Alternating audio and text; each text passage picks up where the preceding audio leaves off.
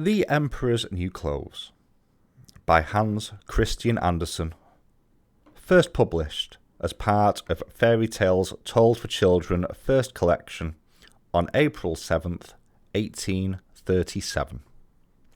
Many years ago, there was an emperor who was so excessively fond of new clothes that he spent all his money in dress. He did not trouble himself in the least about his soldiers, nor did he care to go either to the theatre or the chase, except for the opportunities then afforded him for displaying his new clothes. He had a different suit for each hour of the day, and, as of any other king or emperor, one is accustomed to say, he is sitting in council. It was always said of him, the emperor is sitting in his wardrobe. Time passed away merrily in the large town, which was his capital. Strangers arrived every day at the court. One day, two rogues calling themselves weavers made their appearance. They gave out that they knew how to weave stuffs of the most beautiful colours and elaborate patterns. The clothes manufactured from which should have the wonderful property of remaining invisible to everyone who was unfit for the office he held, or who was extraordinarily simple in character. These must indeed be splendid clothes, thought the emperor. Had I such a suit, I might at once find out what men in my realms are unfit for their offices, and also be able to distinguish the wise from the foolish. This stuff must be woven for me immediately. And he caused large sums of money to be given to both the weavers, in order that they might begin their work directly. So the two pretended weavers set up two looms and affected to work very busily, though in reality they did nothing at all. They asked for the most delicate silk and the purest gold thread, put both into their own knapsacks, and then continued their pretended work at the empty looms until late at night. I should like to know how the weavers are getting on with my cloth, said the emperor to himself, after some little time had elapsed. He was, however, rather embarrassed. When he remembered that a simpleton, or one unfit for his office, would be unable to see the manufacture. To be sure, he thought, he had nothing to risk in his own person, but yet he would prefer sending somebody else to bring him intelligence about the weavers and their work, before he troubled himself in the affair. All the people throughout the city had heard of the wonderful property the cloth was to possess, and all were anxious to learn how wise, or how ignorant, their neighbours might prove to be. I will send my faithful old minister to the weavers, said the emperor at last, after some deliberation. He will be best able to see how the cloth looks, for he is a man of sense, and no one could be more suitable for his office than he is. So the faithful old minister went into the hall, where the knaves were working with all their might at their empty looms. What can be the meaning of this? Thought the old man, opening his eyes very wide. I cannot discover the least bit of thread on the looms. However, he did not express his thoughts aloud. The impostors requested him very courteously to be so good as to come near their looms, and then asked him whether the design pleased him, and whether the colours were not very beautiful, at the same time pointing to the empty frames. The poor old minister looked and looked. He could not discover anything on the looms, for a very good reason. Vis-a-vis, there was nothing there. What, thought he again, is it possible that I am a simpleton?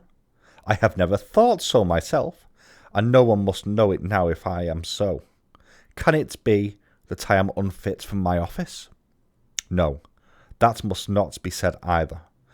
I will never confess that I could not see the stuff. Well, Sir Minister, said one of the knaves, still pretending to work, you do not say whether the stuff pleases you. Oh, it is excellent, replied the old minister, looking at the loom through his spectacles. This pattern and the colours.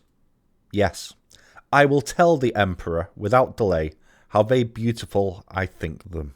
We shall be much obliged to you, said the impostors, and then they named the different colours and described the pattern of the pretended stuff. The minister listened attentively to their words in order that he may repeat them to the emperor, and then the knaves asked for more silk and gold, saying that it was necessary to complete what they had begun. However, they put all that was given them into their knapsacks and continued to work with as much apparent diligence as before at their empty looms. The emperor now sent another officer of his court to see how the men were getting on, and to ascertain whether the cloth would soon be ready. It was just the same with this gentleman as it was with the minister. He surveyed the looms on all sides, but could see nothing at all but the empty frames. "Does not the stuff appear as beautiful to you as it did to my lord the minister?" asked the impostors of the emperor's second ambassador, at the same time making the same gestures as before, and talking of the design and colours which were not there. "I certainly am not stupid," thought the messenger. "It must be that I am not fit for my good, profitable office. That is very odd. However, no one shall know anything about it." And accordingly he praised the stuff he could not see, and declared that he was delighted with both colours and patterns. "Indeed, please your imperial majesty," said he to his sovereign when he returned, "the cloth which the weavers are preparing is extraordinarily magnificent." The whole city was talking of the splendid cloth, which the emperor had ordered to be woven at his own expense.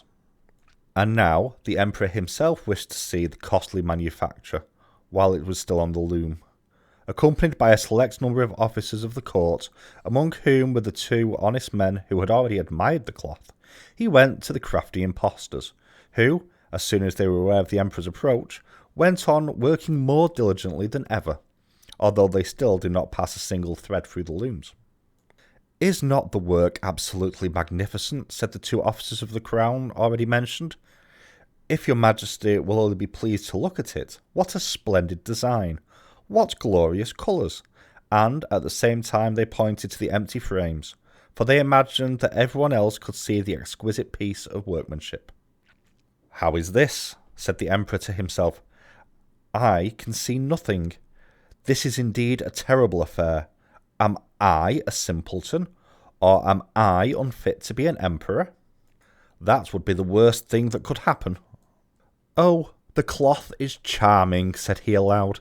"It has my complete approbation," and he smiled most graciously and looked closely at the empty looms, for on no account would he say that he could not see what two of the officers of his court had praised so much.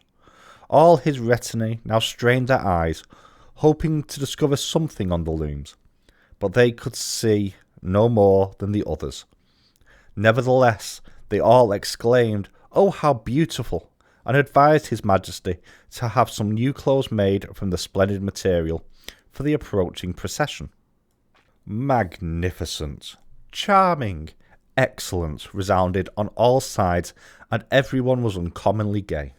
The emperor shared in the general satisfaction, and presented the impostors with the riband of an order of knighthood to be worn in their buttonholes, and the titles of gentlemen weavers. The rogues sat up the whole of the night, before the day on the procession which was to take place, and had 16 lights burning, so that everyone might see how anxious they were to finish the emperor's new suit. They pretended to roll the cloth off the looms, cut the air with their scissors, and sewed with needles without any thread in them. "See," cried they at last, "the emperor's new clothes are ready."